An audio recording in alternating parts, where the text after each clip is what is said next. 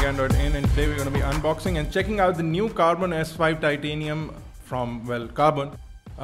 This is a phone that was recently launched in India. It's got an IPS LCD display, a 5-inch QHD display. It's not an HD or a 720p display, it's a QHD display, so you get a 960 by 540 pixel resolution.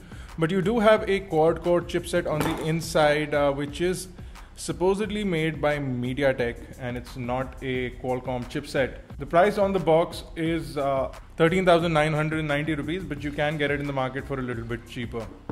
Let's go ahead and unbox it and see what the box contents are like.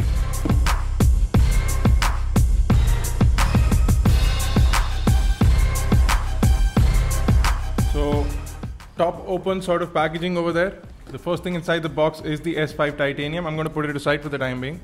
You have very standard looking earphones. You also have an inline microphone and a push button. 3.5mm headphone jack, which is not gold plated. You have a standard USB to wall charger, which is a white color charger matching the device, but actually the device is blue, so you have white accessories. A standard USB to micro USB data cable. The battery is over here. Like I said, it is a 2000 milliamp hour battery. And the remaining things inside the box include a screen protector, a warranty card, and service center information, and a user manual. So that's everything. Let's take a look at the device. So this, ladies and gentlemen, is the new Karbonn S5 Titanium. The device is fairly nice to look at. You have a really nice glossy bluish sort of tint on the back, which is nice. The form factor and the overall shape and design is quite reminiscent of a Samsung phone.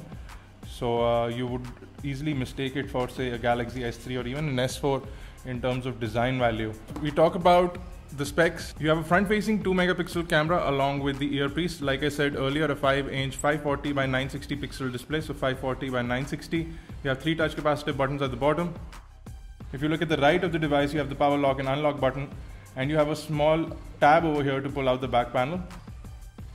On the top, you have the micro USB charging data syncing port along with a 3.5mm headphone jack. On the left is the volume rocker. There's nothing on the bottom. The microphone pinhole is on the bottom right of the screen. If you look at the back of the device, you have an 8-megapixel autofocus camera which will do HD video. You do have the Karbonn logo over here, and you have the speakerphone at the bottom. Let's pull out the back panel. Once you open the back panel, you'll be able to see the micro SD card slot. You have 2 SIM card slots. One is a 3G SIM card and one is a regular 2G SIM card slot.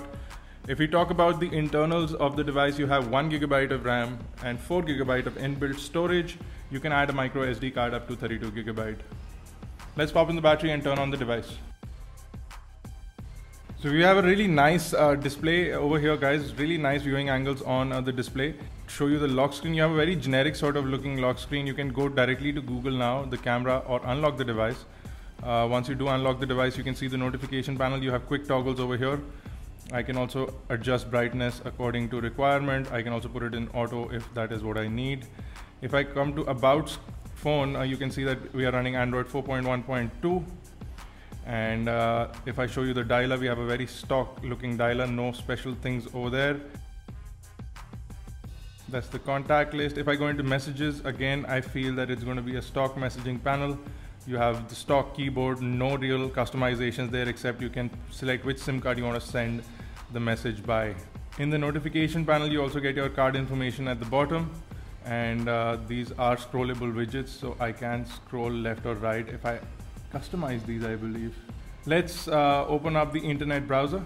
So once we load up our website, fairly smooth motion in the browser. It's still loading up, but you can see it's fairly fluid. It is sort of choppy, but there is almost no lag. You can also pinch in and pinch out, which is again very smooth indeed. We can also shift to landscape, I think. For that we need to turn on rotation. So now it switches to landscape. Again, scrolling remains as fluid as ever, and you can pinch in and it readjusts the screen to fit the pixels in, which is nice. So once you zoom in, you don't see a pixelated text, you see a really nice and crisp text. The browser seems okay. Of course, you can download several other mobile browsers for Android onto the device and use them. You also have Google Chrome pre-installed, so that's good. Lots of apps. You can see really nice animation while moving through applications. You can also pick a widget and drop it onto the home screen as easy as that. So what I'm going to do, guys, is jump into YouTube and open up one of our videos to show you what the screen looks like when you're playing back a video.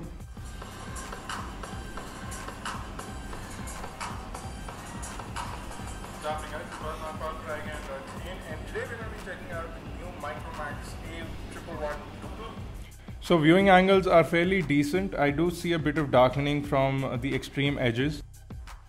Audio is slightly lower than I would expect from a device like this. So in terms of that, it is a little bit different. The build quality seems really nice. It's along the lines of a Samsung device. It is completely plasticky. The back panel is also almost like a Samsung phone, but a little tougher than a Samsung back panel, which are really stretchy or flexible. We will be back with a benchmark gaming and camera review along with a full detailed review of the S5 Titanium, so stay tuned for that. If you have any questions or queries you want us to cover up something special in one of the review videos, leave those in the comment section below. Catch us on iGyaan.in or on Facebook, Twitter, Google+. Make sure you subscribe to us on YouTube, youtube.com/iGyaan, youtube.com/iGyaan TV, iGyaan Network.